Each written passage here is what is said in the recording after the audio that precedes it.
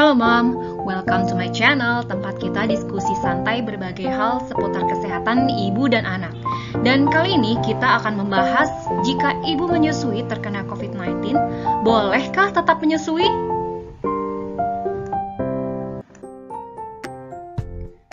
Kekhawatiran utama biasanya ibu tersebut takut ASI-nya menularkan COVID-19 pada bayinya.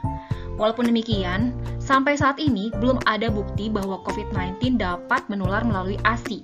Sebaliknya, ASI memberikan berbagai zat imunitas yang dapat meningkatkan daya tahan tubuh bayi terhadap berbagai jenis infeksi.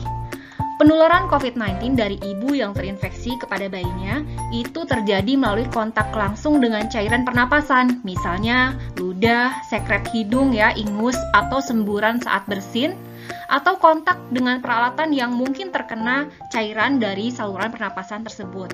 Biasanya kita sebut droplet ya, Mam. Jadi, karena COVID-19 tidak menular melalui ASI, selama isolasi mandiri, mama yang terinfeksi COVID-19 tetap dapat menyusui, tentu dengan melaksanakan prosedur pencegahan COVID-19. Seperti apa ya? Nah, kalau ibu bisa menyusui langsung, kondisinya misalnya OTG atau COVID ringan sedang di mana kondisi fisik ibu masih memungkinkan, disarankan untuk tetap menyusui langsung. Namun, jika ibu tidak mampu menyusui langsung karena kondisi fisiknya yang mungkin gejalanya berat, ibu dianjurkan untuk memerah ASI dan ASI perahnya ini dapat diberikan kepada bayi oleh anggota keluarga lain yang sehat. Jangan lupa, baik saat menyusui langsung maupun memerah ASI, tetap laksanakan protokol kesehatan ya. Memerah ASI ini penting sekali agar produksi ASI tetap berjalan. Jadi, kalaupun misalnya karena kondisi yang mama alami, dokter terpaksa memberikan obat yang tidak aman untuk ibu menyusui, tetaplah memerah ASI setiap 3 jam sekali, walaupun ASI tersebut tidak diberikan kepada bayi.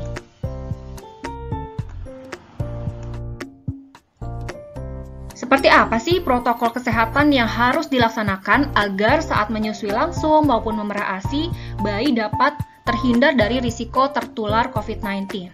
Yang pertama, jangan lupa mencuci tangan dengan sabun dan air mengalir sebelum dan setelah kontak dengan bayi ataupun dengan peralatan yang digunakan untuk memerah ASI. Selanjutnya, mama disarankan juga untuk rutin melakukan disinfeksi benda-benda di sekitar yang sering terpegang oleh tangan kita. Kemudian jangan lupa saat menyusui langsung ataupun memerah ASI, gunakan masker. Untuk saat ini anjurannya adalah masker double ya, masker bedah di sebelah dalam dan masker kain di sebelah luar. Kalau ada face shield boleh juga digunakan untuk proteksi tambahan. Dan selanjutnya hindari menyentuh mata, hidung, dan mulut karena disinilah terdapat virus-virus yang dapat berpindah ke benda lain melalui tangan kita. Memerah ASI dapat dilakukan menggunakan tangan maupun alat pompa. Walaupun menggunakan alat pompa, tetap lanjutkan sesi memerah ASI menggunakan tangan ya Mah, untuk memastikan nih sekalian periksa kondisi payudaranya, ada sumbatan nggak, ada mungkin yang belum terkosongkan dengan optimal atau tidak. Kemudian memerah ASI dengan tangan ini juga membantu agar ASI bisa lebih terkeluarkan dengan optimal. Kemudian jangan lupa ya, tetap patuhi protokol kesehatan selama memerah ASI sampai ASI tersebut kita berikan kepada anggota keluarga lain di rumah yang mengasuh bayi. Kemudian hindari memberikan ASI perah dengan DOT untuk menghindari bayi terkena bingung puting. Bingung puting itu jadi bayinya tuh nggak mau nyusu lagi ke ibunya, dan ini banyak banget dijumpai dalam praktek saya sehari-hari, dimana setelah selesai infeksi COVID-nya, bayinya sekarang nggak mau lagi nyusu ke ibunya karena selama terpisah, ibunya isoman, itu bayinya diberikan ASI perah menggunakan DOT. Sayang banget kan kalau sampai kayak begini. 80% bayi yang kita berikan DOT itu menolak untuk kembali menyusu ke ibunya.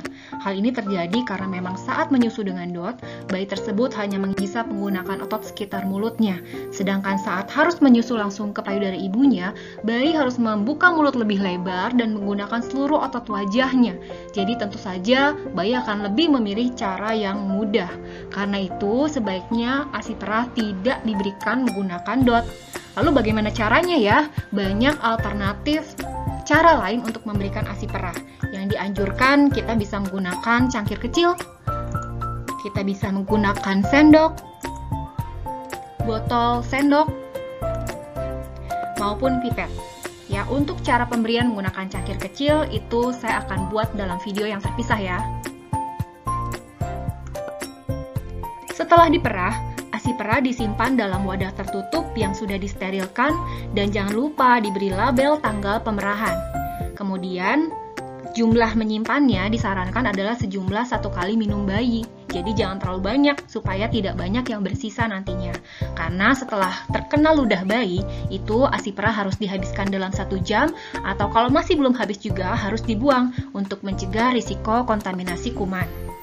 Untuk daya tahannya sendiri di dalam suhu ruang itu tahan sekitar 4 jam, di refrigerator itu 3-5 hari, tapi pastikan menyimpannya jangan di dekat pintu, jadi simpan di paling belakang ya agar suhunya lebih stabil. Untuk di freezer, ASI perah tahan 3 bulan, bahkan untuk deep freezer yang besar banget itu bisa tahan sampai 6 bulan. Tapi penting diketahui bahwa semakin lama disimpan, kandungan gizinya juga semakin berkurang. Jadi tetap yang terbaik adalah menyusui langsung, dan jika memang tidak bisa menyusui langsung, usahakan memberikan ASI perah yang masih segar, yang belum dibekukan. Semoga informasinya cukup jelas dan bermanfaat ya. Dan semoga walaupun terkena COVID, ibu-ibu menyusui tetap bisa terus memberikan ASI untuk bayinya. Sehat selalu, thanks for watching, sampai ketemu di video berikutnya.